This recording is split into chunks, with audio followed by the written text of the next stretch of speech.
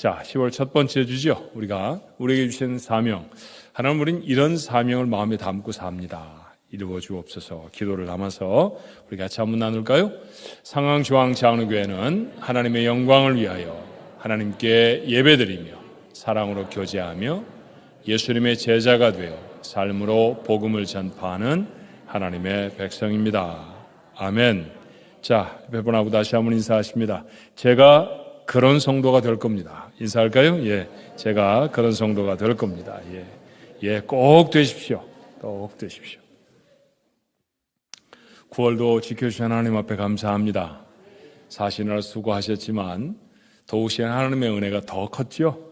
예, 10월 한 달도 우리의 노력 훨씬 비교도 안 될 정도로 큰 하나님의 보호하심, 인도하심이 우리 가족들 모두에게 예배하는 모든 성도들에게 마시기를 주님의 이름으로 축원합니다. 1807년에 프로이센, 요즘은 독일 그렇게 말하죠. 암담한 상황이었습니다. 프랑스의 나폴레옹과 전쟁을 해서 패전을 했어요. 패전 국가의 형편이 얼마나 어려울지는 일일이 다 설명하지 않아도 다 알겠죠. 굴욕적인 강화 조약을 맺고 프랑스의 지배를 받는 나라가 되어졌습니다. 경제적으로는 가난했고 건강한 리더십은 찾아볼 수가 없었습니다. 이렇게 무너져버린 국민 앞에 피테라고 하는 교수가 서서 1년 동안 베를린에서 강연을 해요. 자, 그 강연을 묻고 출판된 책이 독일 국민에게 고함이라는 책입니다. 그는 강연 때마다 피를 토하듯 그렇게 외쳤다고 하는데요. 가장 유명한 말을 골라보면 이런 얘기일 겁니다. 절망의 시대에 공장 몇 개 짓고 경제를 세우는 것보다 더 중요한 것은 정신이고 꿈을 세우는 일입니다. 이 메시지가 독일 국민을 일으켜 세웠습니다. 유럽의 가장 강력한 국가 독일은 어쩌면 그때 시작됐는지도 모르겠다라는 생각이 듭니다. 같은 메시지가 팬데믹을 빠져나오는 우리에게도 필요하다는 생각이 들었습니다. 정말 우리에게 지금 필요한 것은 뭘까요? 일상의 회복입니까? 상점은 다시 손님을 넘치도록 받고 경제적인 손실이 빨리 채워지는 건가요? 가고 싶었던 곳, 여행을 다시 다니고 사람을 만나고 마스크를 벗어버리는 겁니까? 예, 맞습니다. 우리 간절히 그런 것들을 소원하고 바랍니다. 그런데 한번 생각해 보십시다. 전에 이 모든 것들이 다 가능했을 때 여러분은 행복하셨나요? 기쁨에 춤추며 사셨습니까? 아니었죠. 힘들고 어려워서 죽겠다는 말을 입에 달고 살았습니다. 팬데믹이 오기 전에 우리가 가장 많이 하던 말은 할렐루야가 아니었죠. 죽겠다라는 것이었습니다. 그처럼 한탄을 토해내던 죽을 것처럼 바쁘던 시절로 돌아가는 것, 그게 우리의 소원입니까? 그게 우리의 소원이 될 수는 없습니다. 패전한 백성들에게 공장보다 정신이 세워져야 했던 것처럼 우리에게 정말로 세워져야 할 것이 있다고 하면 뭘까요? 다른 것이 아니라 영성이라는 것입니다. 영성이라는 말은 들으면 희미하게는 이해를 할 수 있는데 자주 사용하지 않는 말이죠. 일상에서는 거의 쓰지 않는 말입니다. 그래서 단순하게 쉽게 정의해야 할 필요가 생겼어요. 설교를 준비하면서 한 달은 고민했던 것 같습니다. 그래서 이렇게 짧은 말로 정리를 해보았습니다. 영성, 그것은 하나님을 담은 마음이라고 말입니다. 제대로 된 정의인가 여러 면에서 살펴보았는데 그런대로 영성이 뜻하는 바들을 담고 있는 표현일 수 있다라는 확신이 듭니다. 예, 영성은 하나님을 담고 있는 마음입니다. 그런데 여러분, 마음이 하나님을 담지 못하면 무슨 일이 생기는지를 본문의 말씀처럼 적나라하게 보여주는 사건도 없지요.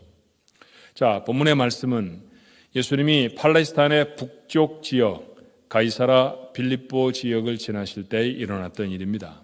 빌립보라고 하는 도시, 그 도시는 가나안의 수많은 우상을 섬기던 그런 지역이었어요. 여기에 그 지역을 다스리던 분봉왕 헤롯 빌립이 그리스식 도시를 세웁니다. 그러고 나서 그 도시의 이름을 자신의 이름 빌립을 붙이고요. 당시에 로마 황제였던 가이사라는 말은 카이사르라고 하는 로마 황제를 지칭하는 말의 우리말 표현입니다. 가이사, 티베리우스를 기념해서 이 두 이름을 합치니까 가이사라 빌립보라고 하는 이름이 됐죠. 그래서 그 이름으로 불리워지던 도시가 빌립보라고 하는 도시입니다. 이곳에는 황제를 섬기는 제단도 있었고 복을 준다는 수많은 신을 섬기는 제단들이 질비했습니다. 어쩌면 예수님은 제자들과 함께 그 제단 사이를 지나셨을 때였을지도 몰라요. 의미심장한 질문을 제자들에게 던지시죠. 사람들이 나를 누구라 하더냐라는 것이었습니다. 자, 제자들이 세상에 떠도는 소문을 이렇게 전합니다. 마태복음 16장 14절이에요. 이르되 더러는 세례 요한, 더러는 엘리야, 어떤 이는 예레미야나 선지자 중에 하나라 하나이다. 워낙 신기한 일을 행하시니까 어떤 사람이 말하기를 세례 요한이 살아난 거야 라고 말하는 사람도 있었고요. 아니야. 구약에 그 유명한 우리의 조상 중에 한 사람 엘리야가 살아난 거라고. 아니야, 예레미야 같은데 그런 이야기들로 주님이 오셨다고 말을 합니다. 근데 예수님은 제자들을 한번 둘러보셨을까요? 다시 한번 이렇게 질문하십니다. 그래, 그러면 너희는 나를 누구라고 생각하느냐? 다시 던지신 이 질문에 대답을 선뜻 할 수 있는 제자는 없었을 거라고 생각이 들어요. 성경은 바로 다음 절에 베드로의 대답을 적습니다만 사실은 그 사이에는 적지 않은 쉼의 시간, 포즈가 있었을 것이 분명합니다. 얼마쯤 시간이 지났을까요? 베드로가 이렇게 대답합니다. 베드로의 대답은 워낙 유명해서 암송하시는 분도 계시죠. 마태복음 16장 16절의 말씀입니다. 시몬 베드로가 대답하여 이르되 주는 그리스도시요 살아계신 하나님의 아들이시니이다. 아멘입니까? 예, 정말로 아멘이죠. 배움이 얕은 어부의 투박한 대답이기에는 너무도 정확한 대답이었어요. 예수님 때문에 우리는 구원을 받습니다. 그러니 주님은 그리스도이십니다. 그렇게 우리를 구원하라고 하나님이 세상에 보내신 아들, 그분이 주님이십니다. 이렇게 고백한 것이죠. 퀴즈를 낸 사람은 사람들이 퀴즈를 못 맞췄으면 합니다. 그래야 한번 뻐기면서 답을 얘기하잖아요. 하지만 문제를 출제하는 선생님은 좀 다릅니다. 그렇죠? 선생은 문제를 출제하고 제자들이 그 문제를 알아맞혀 주면 얼마나 기쁜지 몰라요. 자, 예수님도 그렇게 기쁘셨던 것 같습니다. 기쁘신 주님이 베드로에게 이렇게 축복하시죠. 마태복음 16장 18절로 19절의 말씀이에요. 또 내가 네게 이르노니 너는 베드로라. 내가 이 반석 위에 내 교회를 세우리니 음부의 권세가 이기지 못하리라. 내가 천국 열쇠를 내게 주리니 내가 땅에서 무엇이든지 매면 하늘에서도 매일 것이요 내가 땅에서 무엇인지 풀면 하늘에서도 풀리리라. 이 신앙 고백이 기초가 된 교회라고 하면 그런 교회를 이길 수 있는 세상에 어떤 힘도 없다라는 말씀입니다. 천국의 열쇠. 닫힌 것은 모두 다 열 수 있습니다. 열린 것을 닫으면 다시 열 자가 없는 그 열쇠. 베드로의 손에 주셨고요. 결국 그 권세를 교회에 주시겠다는 얘기입니다. 얼마나 놀라운 축복인가요? 그런데 이야기는 여기서 끝나지 않습니다. 자, 시험에 통과하면 새로운 수준이 되잖아요. 그렇죠? 중학교 마치고 고등학교 입학시험, 저 때는 고등학교도 올라가는데 시험 보고 올라갔습니다. 대단한 시험을 여러 번 치루었어요. 오늘의 제가 있기까지 시험과는 빼놓을 수가 없는 인생을 살았습니다. 그렇죠?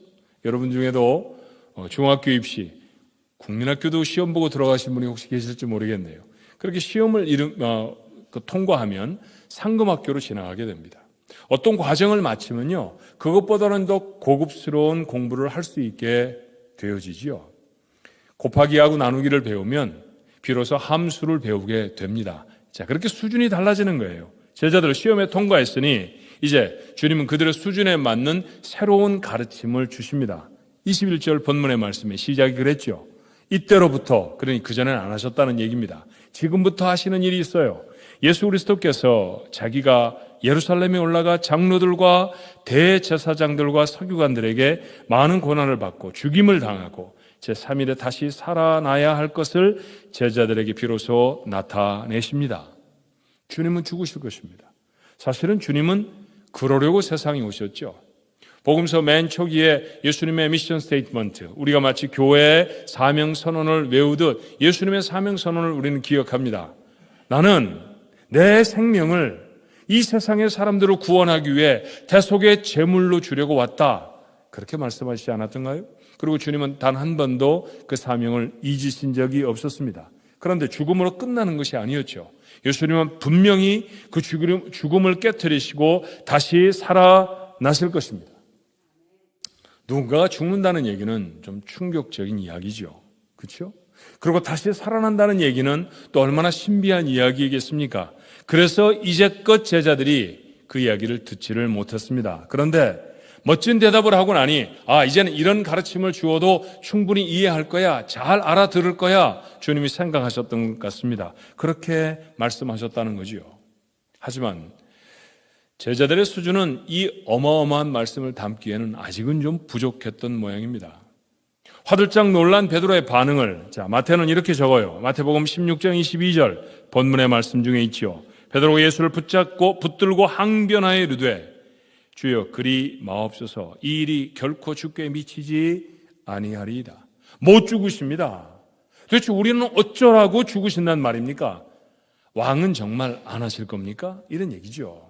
우리말에는 잘 나타나 있지 않습니다만 영어 성경에는 예수님을 꾸짖다라는 단어를 사용했습니다. 예수님을 나무래서 정신을 차리십시오. 지금 그러실 때입니까? 그런 얘기를 담아했다는 이야기죠. 자, 그 얘기에 주님은 조금도 지체하지 않으셨습니다. 16장 23절의 상반절의 말씀에 보면 이렇게 되어 있어요. 예수께서 돌이키시며 베드로에게 이르시되 사탄아 내 뒤로 물러가라. 너는 나를 넘어지게 하는 자로다. 사탄아, 예수님을 은 30에 팔아 넘겼던 가룟 유다에게도 적용하지 않으셨던 말씀입니다. 주님의 세상에 오신 목적, 십자가를 지심을 방해하는 것은 그가 가장 사랑하는 제자라고 해도 사탄의 도구라고 하는 주님의 단호한 선언이십니다. 그런데 이 말씀을 읽는 우리들은 또 다른 충격을 받게 되잖아요. 불과 몇 분 전에 천국의 열쇠를 받았던 사람이 사탄으로 전락해 버렸습니다. 어쩌다 이런 일이 생겼을까요? 도대체 이유는 무엇이겠습니까? 주님 자신이 그 이유를 이렇게 밝히세요. 23절의 하반절의 말씀입니다. 내가 하나님의 일을 생각하지 아니하고 도리어 사람의 일을 생각하는도다. 영어 성경의 표현은 마음에 하나님의 일이 없다라는 표현입니다. 마음에 하나님이 없으면 사람의 일밖에는 볼 수가 없다는 것이죠. 영성이 바닥이면 영적인 사건은 볼 수가 없습니다. 예수님의 제자라고 해도 사탄의 놀이개 밖에는 될 수 없다는 얘기입니다. 이 얘기는 베드로만의 이야기가 아닙니다. 오늘 말씀을 전하는 저나 말씀을 들으시는 여러분의 삶도 얼마든지 이룰 수 있다는 사실을 우리는 기억해야 합니다. 자, 우리는 성경을 읽고 기도를 하지요. 지금 하는 것처럼 예배를 드리고 봉사도 합니다. 하지만 하나님을 마음에 담지 않으면, 다시 말해서 영성이 없으면, 영성이 바닥에 떨어져 버리면 하나님과는 아무 상관도 없는 일입니다. 사실 우리는 그럴 때가 참 많습니다. 성경을 읽으며 축복의 말씀은 빨간 줄로, 빨간 볼펜으로 여러 번 줄을 쳐놓죠. 그렇지만 의를 위해 박해를 받는다는 말씀을 만나면 이건 나 말고 다른 사람이 당했으면 좋겠습니다. 그래서 그런 말씀에 줄을 그어놓은 사람은 많지 않아요. 기도라는 건 합니다. 그런데 여러분, 우리가 기도할 때 하나님의 뜻을 이루기 위해 저에게 능력을 주시옵소서, 우리 그런 기도 거의 하지 않죠. 기도의 내용들을 살펴보면 온통 다 내가 갖고 싶은 것들의 목록들입니다. 예배와 봉사라는 것은 드리는 겁니다. 그러니까 내가 드리는 거여야 하지요. 하지만 그 드림의 예배를, 봉사를 하면서도 우리는 우리에게 무엇인가 주어질 것에 대한 간절한 기대를 하지요. 그리고 그 기대가 채워지지 않으면 얼마나 쉽게 예배의 자리를, 봉사의 자리를 박차고 포기해버리는지 모릅니다. 우리 안에 하나님이 없는 모습이죠. 영성이 바닥에 떨어진 모습입니다. 한두 번쯤은 경험해 보았던 우리의 삶입니다. 이렇게 수십 년을 지난다고 하면 거룩한 백성의 자리에 이르지 못합니다. 성경을 통해서 우리가 수없이 만나고 들었던 세상이 알지 못하는 기쁨, 그런 거 정말 있나요? 그런 게 정말 있잖아요. 그런데 왜 경험할 수 없는 걸까요? 세상은 도무지 알 수 없는 그 기쁨이라는 것, 영성이 없으면 절대로 경험하지 못합니다.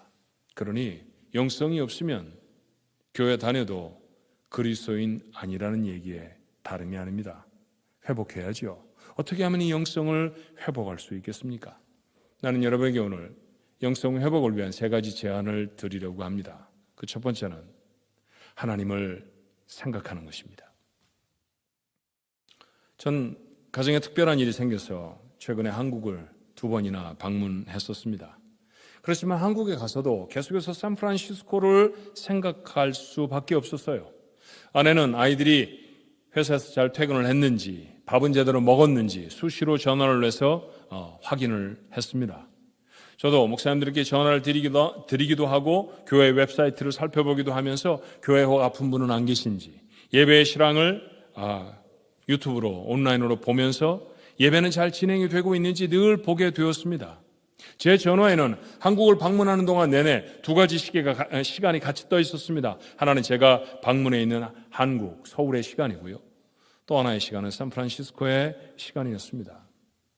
샌프란시스코의 아름다운 항구를 생각하는 것이 아니었습니다. 샌프란시스코 아울렛 몰에 새로운 신상품이 무엇이 들어왔는지를 관심 가지며 생각한 것이 아니었습니다. 내 아이들이 있는 집을, 내 사명이 담긴 교회를 생각하는 것이었죠. 세상을 살면서도 하나님 나라를 향한, 천국을 향한 우리의 모습이 그래야 하지 않습니까? 오래전에 우리는 그곳으로부터 세상에 보냄을 받은 사람들입니다. 우리의 고향은 하나님 나라인 줄로 믿습니다. 그래서 늘 그곳을 생각합니다. 두렵습니까? 죽음이라는 것이 두려워서 아예 천국은 기억에서 삭제하고 살아버리는 사람이 되어지진 않았나요? 아닙니다. 우리 모두가 다 빠짐없이 돌아가야만 할 것이고 돌아갈 것입니다. 그러니 그곳을 늘 묵상하고 생각하는 건 당연한 일이죠. 그곳을 생각할 때마다 그곳의 중심이 되어진 누구입니까? 하나님입니다. 하나님을 생각하는 것입니다. 세상에 살면서 여러분의 손목에 채워진 시계나 아니면 여러분이 품에 안고 다니는 전화기에 떠있는 세상의 시간으로만, 세상의 초침으로만 우리는 우리의 시간을 사용하지 않습니다. 천국의 시계도 우리의 시간 속에는 함께 돌아가는 줄로 믿습니다. 고난을 받아서 믿음을 저버리고 교회를 떠나던 사람들이 속출하던 때 성령께서 이렇게 말씀하시죠. 히브리서 3장 1절의 말씀입니다. 그러므로 함께 하늘의 부르심을 받은 거룩한 형제들아, 우리가 믿는 도리의 사도시며 대제사장인 예수를 깊이 생각하라. 여러분, 믿음이 뭔가요? 믿음에 대해 온갖 현란한 수식어들을 붙인 정의들이 있을 수 있지만 믿음을 가장 단순하게 생각하면 믿음은 하나님을 생각하는 겁니다. 하나님을 깊이 생각하는 겁니다. 그게 믿음의 기초입니다. 여러분 모두 다 믿음을 가지고 계신 분들이죠. 오늘 그 믿음을 의지해 하나님의 전에 나와 예배하지 않습니까? 그렇다고 하면 예수님을, 하나님을 깊이 생각하며 사시나요? 하루 중에 얼마나 예수님을 생각하십니까? 여러분이 벌어야 할 돈보다 하나님을 더 생각하나요? 여러분이 즐거워하고 마음을 빼앗기는 참 기쁜 일, 세상의 쾌락, 내가 하면 즐거워지는 내 취미, 그것보다 하나님을 더 많이 생각하고 사십니까? 컴퓨터에 앉아서 세상의 소리들을 검색하는 것보다 하나님의 이야기를 마음속에 담는 것이 여러분에게 더 익숙한 일인가요? 우리가 하나님을 생각하는 정도가 우리의 가진 영성의 깊이를 결정하는 줄로 믿습니다. 하나님을 생각하는 성도들이 되십시오. 두 번째로 우리의 영성이 회복되기 위해 해야 할 것은 하나님의 말씀을 기준으로 삼는 것입니다. 소아시아, 지금은 터키라고 부르죠. 아마도 유럽과 아시아 사이에 끼어 있는 곳이기 때문에 마이너 아시아, 소아시아 그렇게 불렀을 것입니다. 그 소아시아의 가장 큰 도시 중에 하나 에베소에 교회가 세워집니다. 그리고 그곳에 성도들이 있었죠. 그 성도들에게 바울은 이렇게 썼어요. 에베소 5장 15절로 17절에 그런즉 너희가 어떻게 행할지를 자세히 주의하여 지혜 없는 자 같이 말고 오직 지혜 있는 자 같이 하여 세월을 아끼라. 때가 악하니라. 그러므로 어리석은 자가 되지 말고 오직 주의 뜻이 무엇인가 이해하라. 그들은 말씀드리는 것처럼 에베소라고 하는 큰 도시에 살았습니다. 번잡스럽고 세속적인 도시입니다. 그들이 세상에서 만나는 모든 문제와 어려움들이 성도들의 삶에서도 그대로 다 부딪혀 왔을 거예요. 수많은 일들이, 수많은 사건들이 생기지 않았을까요? 어떻게 살아야 하겠습니까? 기준이 분명해야 옳게 살지요. 그 복잡한 세상 속에, 그 죄가 가득한 세상 속에 살아가는 성도를 향해 바울이 제시한 기준은 무엇입니까? 하나님의 뜻이었습니다. 그래서 그들이 부지런히 해야 할 건 무엇인가요? 하나님의 뜻이 무엇인가 하는 것이죠. 이게 삶을 살아가는 기준이 되어야 할 줄로 믿습니다. 2000년보다 훨씬 복잡하고 훨씬 더 타락한 세상을 살아가는 우리의 삶의 기준은 무엇인가요? 여러분, 우리 하루에도 몇 번씩 무엇인가를 결정해야 하지 않습니까? 그 결정을 할 때마다 여러분의 삶의 기준은 뭐예요? 돈이 더 많이 벌리는 게 어떤 거지? 어떤 게 더 내가 재미있게 생각하는 거지? 일 경우가 얼마나 많은가요? 하나님의 뜻이 무엇일까 고민은 해보셨습니까? 아침 식탁 메뉴가 무엇이었는지, 점심에 무엇을 먹을까 하는 것까지 하나님의 뜻을 동원할 필요는 없을지 모릅니다. 하지만 이 직장을 얻을 것인지, 저런 일을 하며 살아갈 것인지, 이 사람과 함께 평생을 살 것인지, 아니면 저 사람과 함께 평생을 살 것인지, 이곳에서 살아가야 하는지 아니면 저곳에서 살아가야 하는지, 그런 것들을 결정한다고 하면 그때는 우리의 삶에 어떤 이익이 있는가가 우리의 기준이 아니라 하나님의 뜻이 기준이 되어야 할 줄로 믿습니다. 그걸 고민하는 사람, 그가 영성을 가진 그리스도인이라 할 것입니다. 누군가와의 관계가 힘들어질 때가 있죠. 어떻게 해야 되나요? 화를 한번 벌컥 낼까요? 본때를 보여주는 거 어떻겠습니까? 아니면 용납해야 하나요? 어떤 때 용서하고 어떤 때 화를 내십니까? 보통은 대상에 달려있죠. 대상이 만만하면 화를 한번 퍼부어내고요. 이길 수 없을 것 같으면 에이 참지 뭐, 그럴 수 있습니다. 그렇죠. 그게 우리의 기준이 돼서는 얼마나 비겁한 인생으로 세상을 살아가겠습니까? 무엇이 우리의 삶의 기준이어야 하나요? 하나님의 뜻입니다. 아무리 내가 내 맘대로 말을 던질 수 있는 사람이라 할지라도 하나님의 뜻이 용납해라, 받아들이고 이해해라, 사랑해야 한다 이면 그렇게 해야 합니다. 아무리 태산같이 커서 도전하기 어려운 문제 같아도 골리앗 앞에 섰던 다윗처럼 그 앞에 도전하라고 말씀하시면 물매를 서슴없이 들어야 하는 것, 그게 그리스도인 삶 아닙니까? 하나님의 뜻이어야 합니다. 무엇인가를 갖고 싶습니다. 여러분, 무엇인가를 갖고 싶을 때 질문해 보셨나요? 이걸 내가 갖는 것이 하나님의 뜻일까? 하나님이 정말로 좋아하시는 것일까? 물어야 했습니다. 그랬다고 하면 탐욕에 치우치지 않았을 것입니다. 그랬다고 하면 여러분의 삶에 죄를 더하지도 않았을 것입니다. 얼마나 여러분의 삶의 많은 부분에 하나님의 뜻을 적용하고 사시나요? 내 삶의 전 범위에 얼마나 분명하게 하나님의 뜻을 적용하는가가 내가 가진 영성의 넓이를 결정합니다. 크고 넓은 영성의 주인공들 여러분 모두가 되시기를 주님의 이름으로 축원합니다. 마지막 세 번째로 얼마나 순종하는가 하는 거예요. 하나님을 생각하기도 합니다. 하나님의 뜻을 고민하기도 합니다. 그런데 결국은 내 맘대로 합니다. 이걸 보고 영성이 있다고 말 안 하잖아요. 사탄아, 주님의 책망을 듣기에 십상인 그런 인생 아닙니까? 자, 마리아의 남편, 예수님의 이 세상에서의 아버지였던 요셉이라고 하는 사람에 대해 여러분 좀 아시죠? 20살이 간 넘었을까요? 요셉에게는 사랑하는 약혼자가 있었습니다. 결혼해서 함께 살 날을 손꼽아 기다립니다. 그런데 그 사랑하던 마리아에게서 어느 날 청천벽력, 마른 하늘에 번개가 내려 꽂히는 것 같은 이야기를 듣습니다. 저 아이를 가졌어요. 어땠을까요? 요셉의 마음이 기가 막혔을 것입니다. 요셉이 자신의 한 행동을 몰랐을 일은 없으니 그 아이가 자기의 아이가 아니라는 사실은 분명하지 않습니까? 화가 나고 슬프고 원통했을 것입니다. 세상에 온갖 부정적인 감정을 표현하는 형용사를 다 붙여도 요셉의 마음을 표현하기에는 부족했을 거예요. 하지만 그는 의로운 사람이었습니다. 그는 깊은 생각에 잠깁니다. 마태복음 1장 20절의 말씀에 그의 행동을 이렇게 표현하죠. 이 일을 생각할 때 생각 중에 주의 사자를 만났으니 사건만 생각했을 일은 없습니다. 하나님도 생각했을 것입니다. 하나님이 왜 나한테 이런 시련을 주시는 거지? 도대체 이런 일을 통해서 하나님이 내게 원하시는 건 뭘까? 하나님의 뜻은 어떤 걸까? 그렇게 그는 하나님을 생각합니다. 주님이라면 어떻게 하셨을까요? 내가 어떻게 하는 것이 하나님의 뜻일까요? 요셉은 아마 고민했을 것입니다. 그러고 내린 결론이 19절이죠. 그의 남편 요셉은 의로운 사람이라 그를 드러내지 않고 가만히 끊고자 했습니다. 아무리 화가 나도 그는 여전히 마리아를 사랑합니다. 아무리 원통해도 하나님이 그렇게 하는 건 싫어하실 것 같습니다. 다 밝혀서 다 알려버리는 것은 옳지 않은 것 같습니다. 만약 그렇게 하면 마리아는 돌에 맞아 죽을지도 모릅니다. 그래서 자기가 온갖 오해를, 비난의 손가락질을 다 받더라도 가만히 관계를 끊으려고 했습니다. 생각해 보십시오. 마리아와 요셉은 정원한 관계였고요. 어느 날 마리아의 배는 불러오는데 요셉이 나 저 여자하고 결혼 안 할 거예요. 그러면 사람들은 뭐라고 말할까요?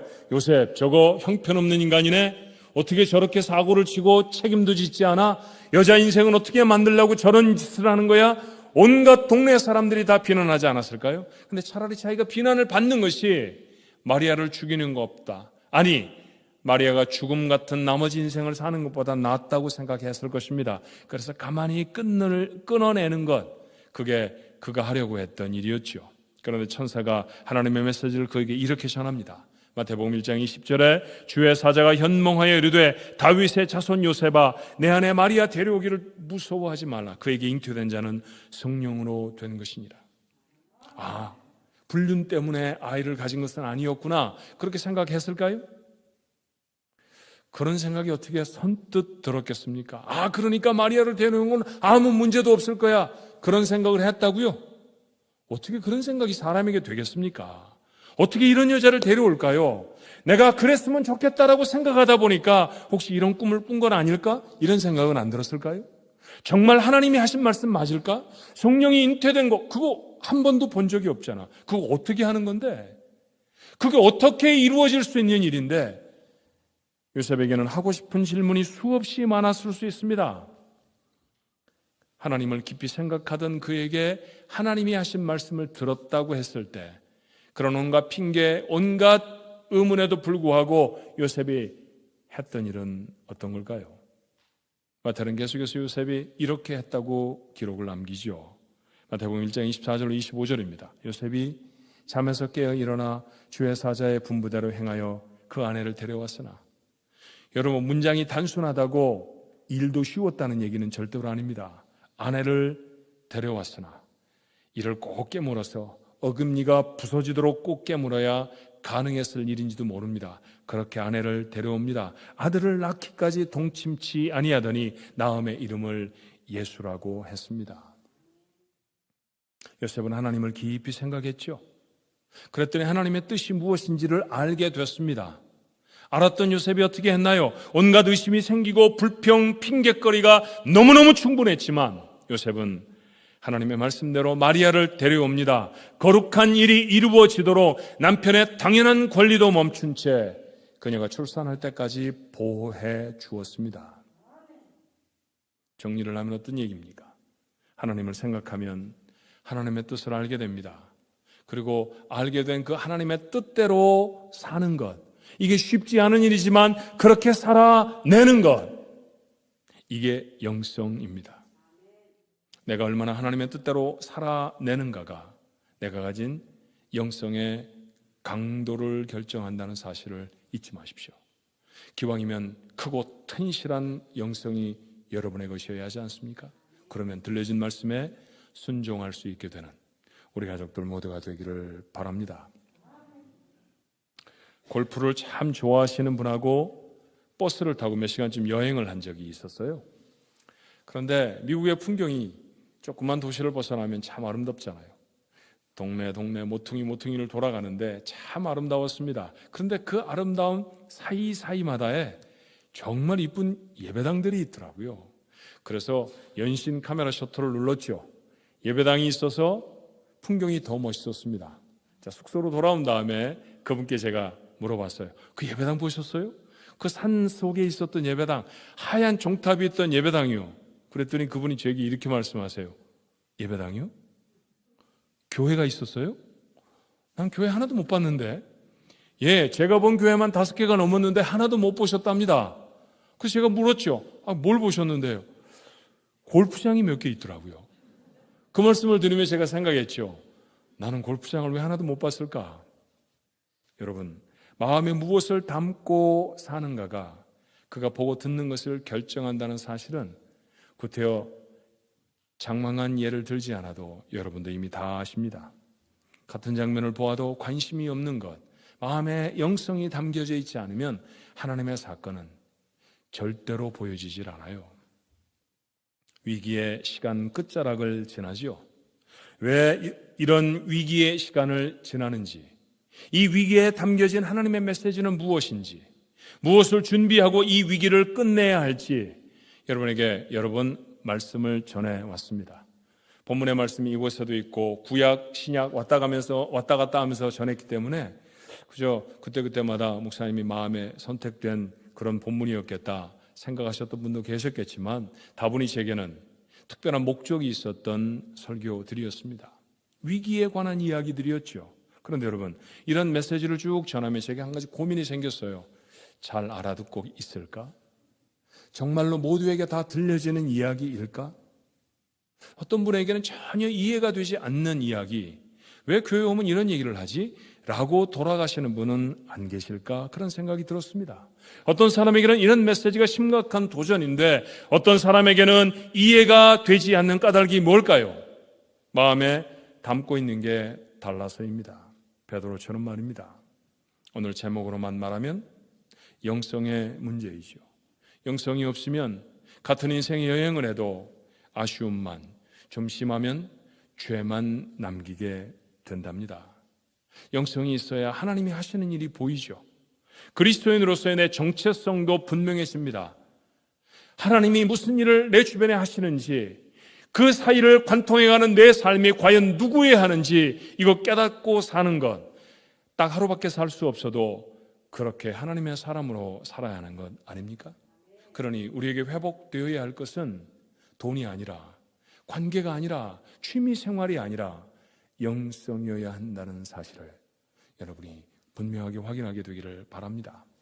어떻게 해야 무너진 영성이 회복될 수 있을까요? 어떻게 해야 내가 그나마 간신히 붙들고 있는 영성이 더 풍성해질까요? 어려운 얘기는 아니었습니다. 하나님을 깊이 생각하는 겁니다. 일주일에 한 번 예배의 시간에 올라와서 그렇게 생각하고 돌아가면서 하나님 여기 계세요 그러고 가는 것 아닙니다. 내 모든 시간 속에, 내 매 순간순간의 호흡 속에 하나님을 깊이 생각하는 겁니다. 그리고 하나님의 뜻을 여러분의 모든 삶에 적용하며 사십시오. 삶의 기준은 다른 것이 아닙니다. 무엇이 얼마나 어떻게 이득이 되는가에 우리의 삶의 기준이 달려있는 게 아닙니다. 어떤 사람을 만나고 어떤 사건을 만나든지 기준은 하나, 명확한 것입니다. 하나님의 뜻이 무엇인가? 이 사람을 만나 무엇 하기를 하나님이 원하시는가? 이 일을 행하며 하나님이 내게 원하시는 게 무엇인가? 이 가정을 이루며 이 교회라는 거룩한 믿음의 공동체를 이루며 하나님이 내게 원하시는 일들이 어떤 것인가? 하나님의 뜻이 여러분의 삶을 결단할 수 있게 하기를 바랍니다. 그리고 그대로 사는 거예요. 듣고 깨달았으면 그대로 사는 거지요. 말씀드리지 않았습니까? 쉽지 않습니다. 요셉의 마리아를 데려오는 게 쉽지 않았듯이 우리의 삶의 모든 국면에 하나님의 뜻을 안다 하여도 그 뜻대로 실천하며 살아가는 것은 쉬운 일이 절대로 아닙니다. 그래서 기도하는 거예요. 하나님의 뜻을 알면 그 하나님의 뜻을 이루며 살아갈 능력을 주시옵소서. 그게 우리 기도의 대부분이어야 합니다. 갖고 싶은 거 뭘 더 가지셔야 되는데요. 너무 이미 많이 갖고 계시지 않습니까? 갖고 싶은 목록을 자꾸 늘려서 하나님 복잡하게 해드리지 말고 단순하고 명쾌한 기도가 우리의 삶에 회복되어야 합니다. 무엇인가요? 하나님의 뜻을 행할 능력을 주옵소서. 이게 우리의 가장 절절한 기도여야 할 줄로 믿습니다. 이것이 영성을 추구하는 인생이 될 줄로 압니다. 바른 땅에 딛고 살아도 천국의 백성으로 살아갈 수 있는 방법, 이것이죠. 여러분 모두의 삶이 되시기를 주님의 이름으로 축원합니다.